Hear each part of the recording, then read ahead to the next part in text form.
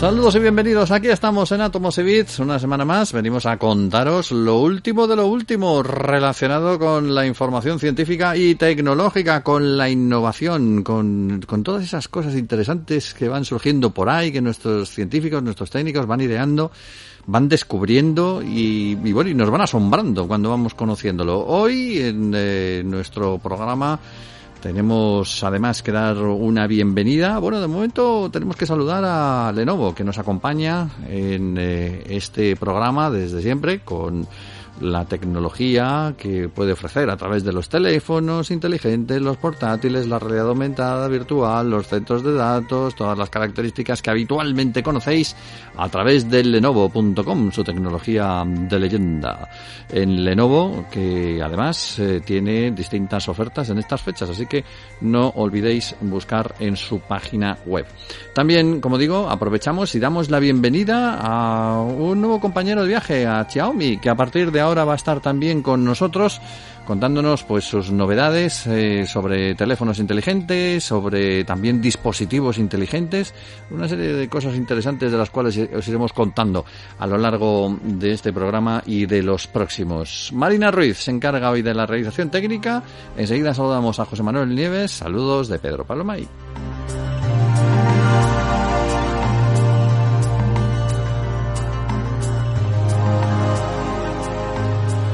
Don José Manuel, ¿cómo está usted? Saludos cordiales. ¿Cómo va la cosa? Hola, Pedro Pablo, ¿qué tal? Hoy no sé si estás en algún lugar extraño o nos hablas desde tu laboratorio secreto en el lugar secreto del que no podemos hablar, porque precisamente eso es secreto. Siempre, para ti siempre estoy en un lugar secreto. No sé si tomármelo como un halago o como otra cosa, pero bueno. Bien, es igual, estés donde estés, en la Fosa de las Marianas, en la Estación Espacial o en Monte Palomar, nos traes como todas las semanas cosas interesantes y hoy hablando además de un asunto de implicaciones cósmicas, nunca mejor dicho, pero nos vamos a remontar al Big Bang, vamos a hablar de esos agujeros negros que cada vez más que negros son grises porque los vamos conociendo un poquito mejor y la posibilidad de que esos agujeros estén atravesando nada más y nada menos que nuestro sistema solar. Vamos, tú vas andando por la calle y de repente dices, ¡buf! Me acaba de atravesar un agujero negro la cabeza, no sé ni qué hora es. ¿O cómo es eso? Sí, bueno, es una investigación fantástica, ¿no? A mí me ha parecido fantástica desde el primer momento en que la vi. Tú sabes que, bueno, la ciencia para avanzar lo que necesita es, bueno, por supuesto, trabajo, inspiración, pero también necesita una parte de suerte y de atrevimiento. Sí. Y esas son todas las características que tiene esta investigación que la han hecho dos científicos de la Universidad Estatal de Illinois y del Instituto de Canadá de Astrofísica Teórica, que se llaman Matthew Kaplan y Almog Jelinek, y que desde luego tiene todo para ser una investigación arriesgada y que además lo mismo no lleva a ninguna parte, pero que como tengan razón, pues va a resolver de un solo golpe varios de los grandes misterios del universo, incluida la de la materia oscura. ¿Y cuál es esta idea tan fantástica que han tenido? Bueno, pues buscar las huellas de agujeros negros, ni más ni menos que en la Luna. ¿En la Luna? En la Luna, en nuestro satélite. Y no cualquier tipo de agujero negro, sino de un tipo muy concreto de agujero negro que por ahora es teórico, de dimensiones microscópicas, que está predicho por la teoría, pero que nadie todavía ha encontrado uno de ellos, ¿no? Estoy hablando de los agujeros negros primordiales. Conocemos, hemos hablado muchas veces, los tipos de agujeros negros más comunes que conocemos son los de masa estelar, que se producen cuando una estrella muy masiva se le apaga el horno nuclear y colapsa bajo su propio peso y pega un reventón gigantesco que es una supernova. Bueno, pues si tiene la masa suficiente, en el centro donde se ha producido esa explosión hay un agujero negro que puede tener entre 10 y 20 masas solares. Es decir, son estrellas muy grandes las que colapsan, ¿no? Conocemos esos. Y luego conocemos las superbestias, que también hemos hablado de ellas, que son los agujeros negros supermasivos, que esos son los que duermen o no duermen, ¿no? O están bien despiertos, ¿no? En los centros de las galaxias y que pueden llegar a tener miles de millones de veces la masa del Sol. No estamos hablando de ninguno de estos, estamos hablando de los que se llaman agujeros negros primordiales, que habrían surgido directamente del Big Bang y cuyos tamaños, para que te hagas una idea, pueden variar, son pequeños, desde el ancho de un solo átomo, fíjate, un agujero negro del diámetro de un átomo, y pueden variar hasta tener un diámetro de todo, pues como todo el sistema solar, ¿no? Vamos a ver, no tenemos a día de hoy ninguna evidencia directa de que estos agujeros negros existan. Son, como te digo, objetos teóricos. Pero es que resulta que hasta hace bien poco todos los agujeros negros en general eran teóricos. Los que hoy conocemos, hasta finales de los 60, en el 67 me parece que con Stephen Hawking a la cabeza, ¿no? Se encontró el primer agujero negro, que era Cisne X1. Bueno, pues hasta ese momento eran objetos teóricos, ¿no? Y los agujeros negros supermasivos de las galaxias también.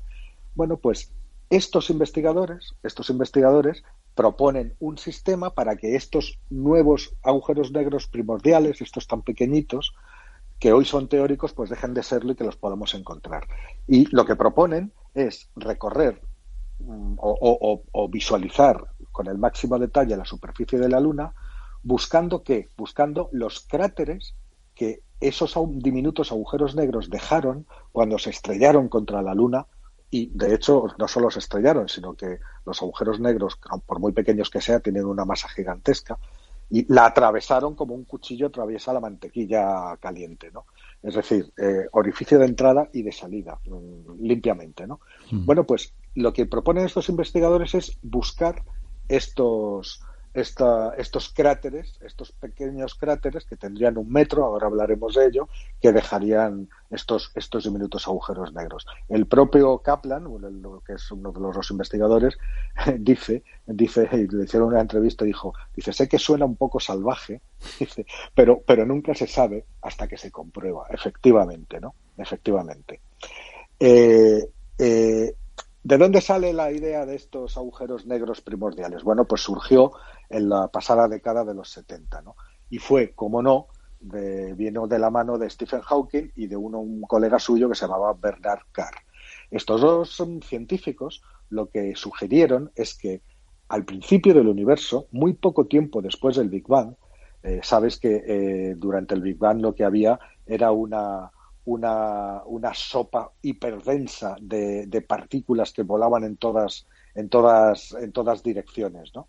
Bueno, pues que ahí, en esos primeros momentos, algunos puntos del universo, del espacio, pues eran densos, eran muy densos, o sea, eran mucho más densos que el resto.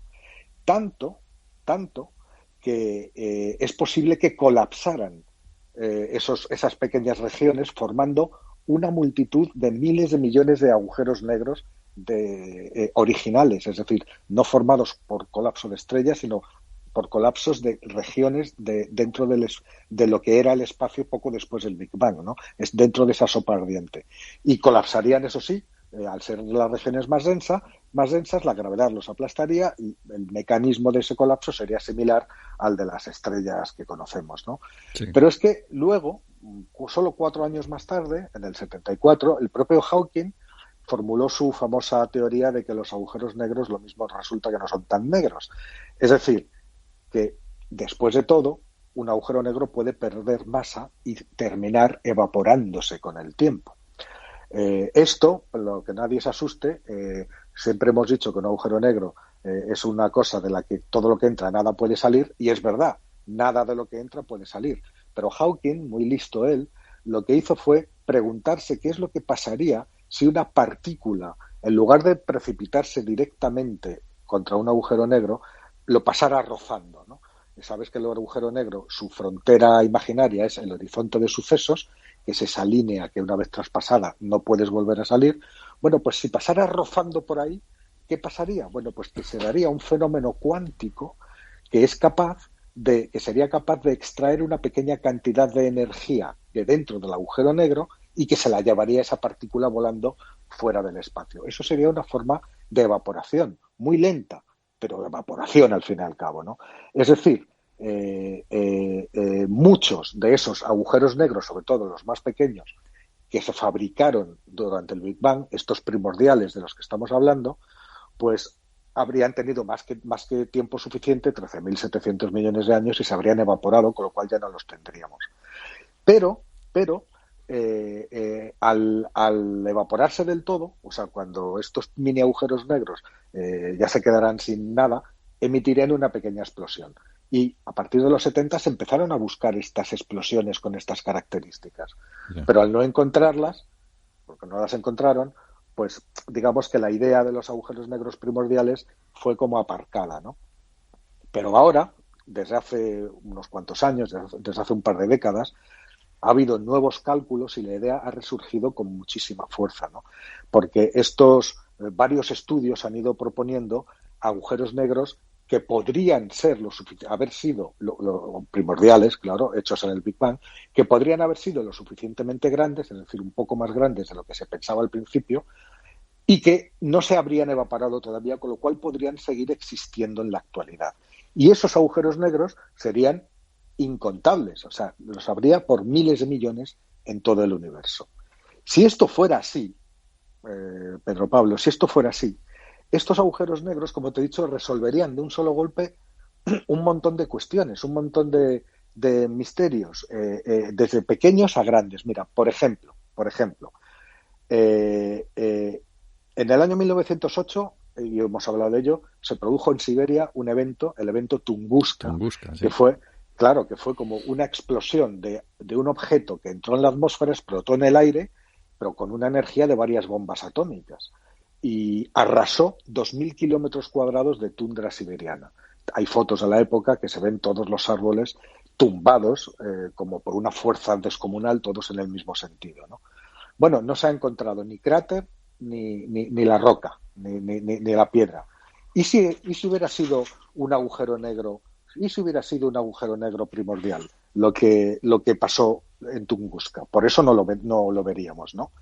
Más todavía, otra idea, el famoso planeta 9, del cual hemos estado hablando varias veces en el programa, ¿no?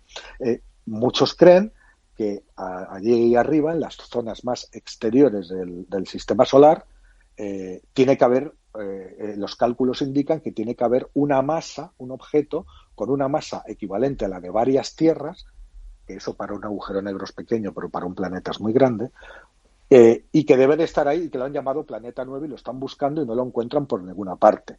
Sí. Por ninguna parte. Saben que tiene que haber eso ahí porque se han encontrado otros objetos, estos planetas enanos, objetos transneptunianos más allá de la órbita de Neptuno, como Makemake, Eris, Haumea, son todo planetas que tienen más de 1.000, y algunos más de 2.000 kilómetros de diámetro, y son planetas enanos, ¿no? Bueno, pues sus órbitas, las órbitas de estos objetos transneptunianos, son tan excéntricas y tienen unas características que parecen obligadas por un objeto misterioso que sería este planeta 9 que les está obligando a que se muevan así.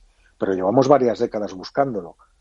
¿Y si resulta que fuera un agujero negro de estos primordiales, que lo tenemos dentro de nuestro sistema solar y que por supuesto está oculto porque sería pequeñísimo, negro y tan lejos, no habría forma de verlo, ¿no?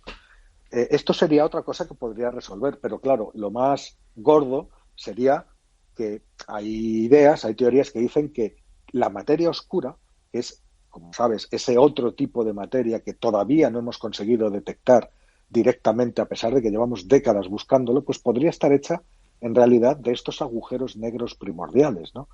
Cualquier esfuerzo que hayamos hecho, tanto de detectar directamente materia oscura en el espacio, como las supuestas partículas de las que debería de estar hecha en laboratorios en la Tierra, no han dado ningún fruto, absolutamente ningún fruto. Pero sabemos que ahí hay otro tipo de materia. ¿Por qué? Pues porque ejerce gravedad sobre los objetos que sí vemos, como estrellas, galaxias. Ahí hay una masa que está ejerciendo gravedad y que no podemos ver ni detectar de ninguna manera. Por eso la llamamos materia oscura. Bueno, pues si fueran agujeros negros primordiales, pues no haría falta ni buscar partículas ni nada, ya sabríamos lo que son. Son unas deformaciones del tejido espaciotemporal en el origen del universo que dieron lugar a todos estos agujeros negros, ¿no? Bueno, pues todos estos misterios podrían ser aclarados, podrían ser solucionados por estos agujeros negros primordiales si es que existen. Ahora bien, de existir, ¿cómo serían? ¿Cómo serían estos agujeros? Tienen que ser más pequeños de los que nosotros conocemos. Y resulta que sabemos cómo se forman los agujeros negros que conocemos, pero no tenemos ni idea de qué mecanismos físicos deberían de existir para formar un agujero negro, por ejemplo, con la mitad de la masa de la Tierra. No existe, o sea, no hay forma humana de concebir cómo se puede formar un agujero negro de esas características. De hecho, se pensaban que los agujeros negros no podían ser más pequeños que los de masa estelar, que no los había más pequeños, ¿no? Porque no hay un mecanismo físico que permita que se fabriquen. Bueno, pues llegan las ondas gravitacionales, la astronomía de ondas gravitacionales, que como sabes explora el universo utilizando no la luz ni la radiación que emiten los objetos, sino las deformaciones del tejido espaciotemporal, ondulaciones que se producen cuando hay fenómenos muy violentos, como colisiones de estrellas de neutrones o como supernovas, que son como un martillazo y toda la piel del tambor vibra. Bueno, pues así vibra el espacio y esas ondulaciones transportan un montón de información, ¿no? Y resulta que se han encontrado ya ondas gravitacionales que proceden de colisiones de agujeros negros que son mucho más pequeños de lo que las teorías dicen, de apenas un par de masas solares, que no sabemos cómo se puede formar. Ahí todavía las teorías están en el límite, pero si las ondas gravitacionales, futuras detecciones, nos deparan agujeros negros todavía más pequeños, todo lo que tenga menos que una masa solar ya es imposible de explicar. Y eso sería una prueba de que ahí hay algo primordial en juego, de que no son los mecanismos normales que conocemos, sino que esos agujeros negros tan pequeños se tendrían que haber formado de otra manera y probablemente sean esos agujeros negros primordiales, ¿no? Es muy llamativo, ¿no? Pensar que hay agujeros negros tan pequeñitos, porque uno siempre está con la idea del monstruo estelar y tal y como lo has explicado, pues claro, es que podrían ser de cualquier tamaño. Claro, efectivamente, pero y ahí, claro, ¿qué es lo que nos falta? Pues lo más importante de todo, encontrar uno. Y ahí es donde este trabajo, esta investigación de la que hablamos hoy de Kaplan y Jelinek, ahí es donde entra, ¿no? Y su idea fantástica de utilizar la Luna como detector. ¿Qué es lo que dicen estos dos científicos? Es absolutamente lógico, ¿no? El punto de partida tiene una lógica aplastante.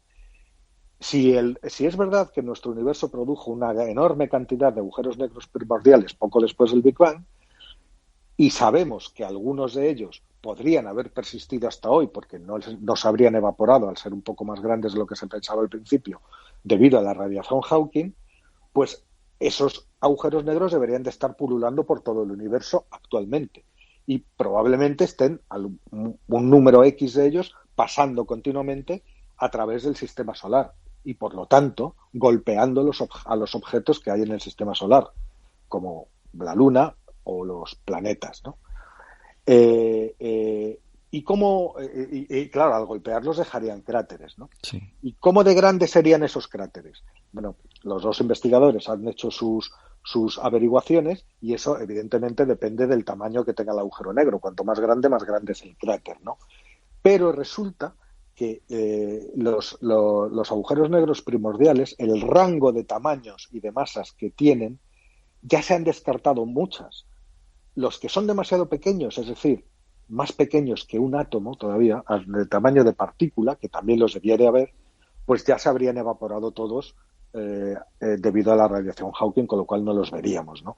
Y los que fueran mucho más grandes, pues ya los habríamos detectado porque un agujero negro grande, pues habría tenido efectos visibles pues sobre estrellas cercanas o sobre planetas que atraviesan el sistema solar, sobre los planetas, y no hemos visto nada de todo eso.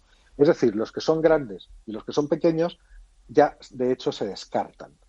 ¿Y cuáles quedan? Pues que son en los que se han fijado los dos investigadores, pues unos que tienen una masa intermedia, más o menos la masa que tiene un asteroide, ¿no?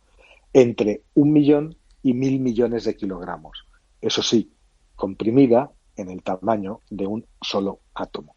Entonces, esos son el tipo de agujeros negros que están buscando los dos científicos en la Luna, de un átomo de diámetro y entre 1.000.000 y 1.000.000.000 de kilogramos de masa comprimidos en ese único átomo, ¿no? Claro, vamos a buscar los cráteres.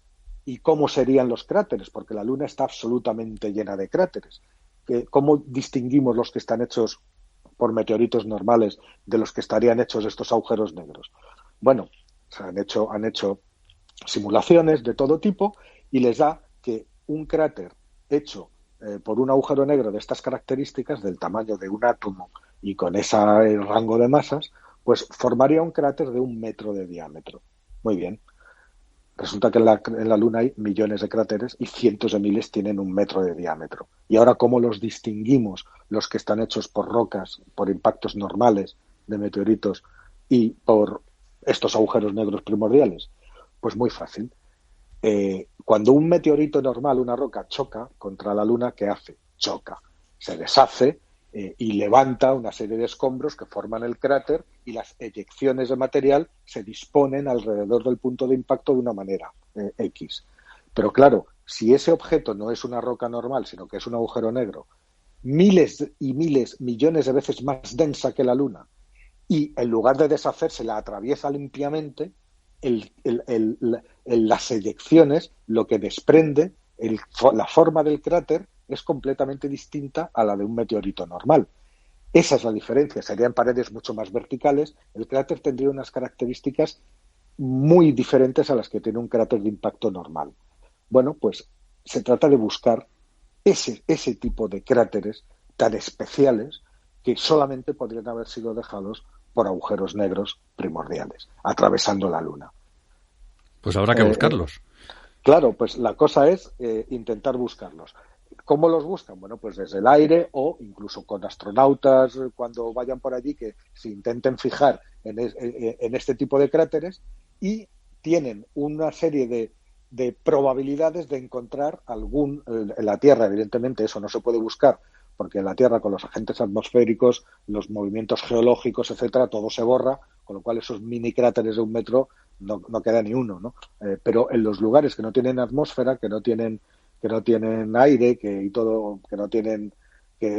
tú puedes ir a la Luna y buscar las huellas de Armstrong y puedes buscar un cráter que fue hecho por un impacto hace 1.000 millones de años. Sigue estando exactamente igual, ¿no? Ahí no se mueve nada. Entonces, no solo en la Luna, sino en otros cuerpos similares a la Luna, planetas rocosos como Mercurio o como Marte o como algunas lunas rocosas de Saturno y de Júpiter.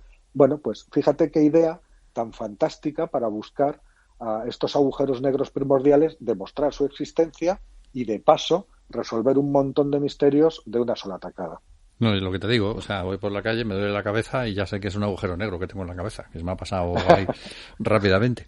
Oye, te hablo de Xiaomi, el que tiene dispositivos inteligentes muy interesantes. Por ejemplo, mira, el Smart Band, estas que se ponen así como si fueran relojitos en la muñeca, un paso por delante, con pantalla completa de 1,56 pulgadas, más de 60 tipos de pantalla AMOLED, 30 modos deportivos, monitorización de la frecuencia cardíaca, sumergible a los 50 metros, batería con duración esta larga de 14 días. Lo tienes en su web, en Xiaomi, mucho más que teléfonos inteligentes. Estamos hablando con Xiaomi, que es a partir de hoy también uno de nuestros patrocinadores dentro de Atomos y Bits. Un programa que además hoy tiene que hablar de otra cosa, que es la contaminación. La contaminación que somos maestros los seres humanos en esto de andar llenando de porquería al mundo. Yo no sé cómo lo hacemos, pero por mucho que intentamos limpiar, siempre parece que nos dedicamos a ensuciar casi desde que existimos. Hay un estudio que se acaba de hacer público ahora que parece demostrar que estamos contaminando el planeta desde hace bastante más tiempo del que creíamos. Cuéntanos.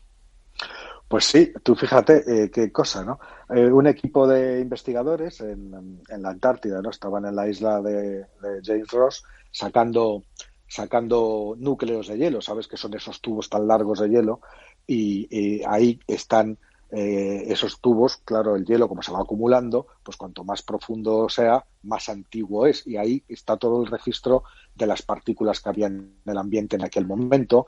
Por ejemplo, a varios metros de profundidad, pues podemos estar hablando de 1 millón de años, ¿no? O a varios decímetros, a 1 metro de profundidad, a lo mejor estamos viendo cómo era la atmósfera y todo lo que había hace 1000 años o 500 años o 2000 años. Es decir, son auténticos fotogramas del clima y de lo que había en el aire en aquellos momentos, ¿no? Por eso son tan importantes los núcleos de hielo. Bueno, pues estudiando estos núcleos de hielo se encontraron con algo que evidentemente no esperaban, y era un aumento enorme de los niveles de hollín, del carbono negro, que empezó justamente alrededor del año 1300 y que después ya continuó subiendo hasta nuestros días, ¿no?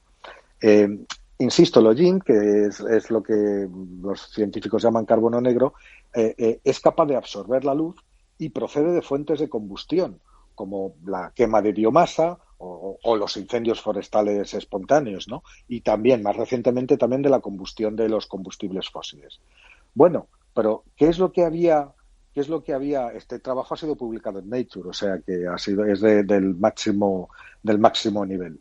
Bueno, pues lo que encontraron los investigadores es que la fuente de todo ese hollín de hace 1300 años resulta que son las antiguas prácticas de las quemas de tierra maoríes en Nueva Zelanda, que las realizaron a una escala enorme, ¿no? Tan grande, a una escala tan grande que impactaron la atmósfera en todo el hemisferio sur. Fíjate que ese humo, ese hollín de la quema de todos los árboles que había en Nueva Zelanda, que los quemaron casi todos, viajaron casi 8.000 kilómetros hasta depositarse en la Antártida y ser encontrados 1.300 años después por estos investigadores en un núcleo de hielo, ¿no? Qué bárbaro. Entonces, o sea, fíjate hasta qué punto, ¿no? Bueno, el proceso por el que determinaron que ese hollín venía precisamente de allí, bueno, pues cogieron todos los registros que hay fósiles de incendios, grandes incendios, en los últimos 2000 años, y aplicaron los modelos que hay de corrientes de aire para ver hacia qué lados llevan, y bueno, pues estaba claro que venían de esa zona y que tenían exactamente esa antigüedad. ¿Qué es lo que nos enseña esto? Bueno, pues ni más ni menos de que el hombre contamina desde hace muchísimo tiempo y además fíjate, por ejemplo, otros efectos de contaminación que han sido encontrados en núcleos de hielo, ¿sabes cuáles son?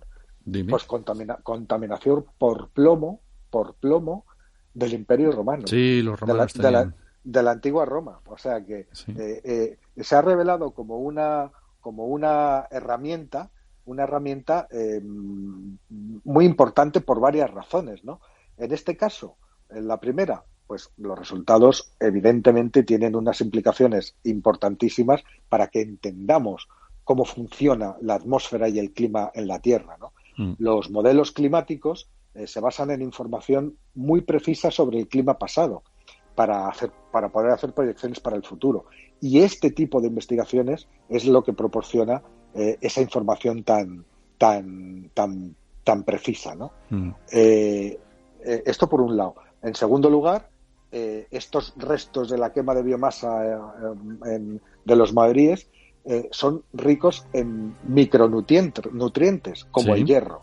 Y fíjate, el crecimiento del fitoplancton en gran parte del océano austral, donde prácticamente no hay alimento, o sea, hay falta de nutrientes, pues toda esta aportación de todo este carbón que fue cayendo al agua tuvo unas consecuencias de que durante siglos permitió alimentar al fitoplancton de toda esa zona, con lo cual, fíjate, por un lado estaba contaminando la atmósfera y por otro lado estaba proporcionando alimento a los océanos, ¿no? Eso es lo que se dice, no hay mal que por bien no venga.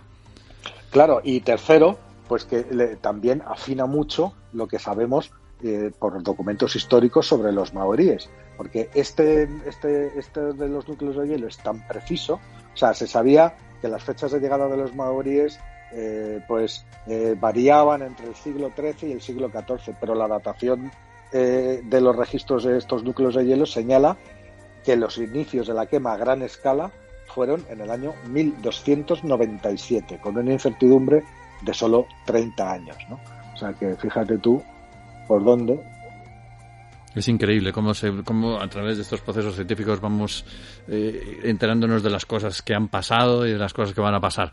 En fin, sí. Nos quedamos aquí. De momento seguiremos con más informaciones en los próximos programas. Yo solamente quiero recordar que hay ofertas relámpago en la página de Lenovo, por ejemplo, pues de entrega rápida con unos descuentos, pues yo te digo, por ejemplo, del 15%, un Yoga 7i 14 Slate Grey, por poner uno, por ejemplo, 15% de descuento, un portátil 2 en 1 de 14 pulgadas con procesadores Intel Core de 11ª generación, tarjeta gráfica Intel Iris X, ya te digo, pues con un 15% de descuento, 1.274 euros. Es uno solamente de los ejemplos que puedes encontrar en la página de lenovo.com, tecnología de leyenda.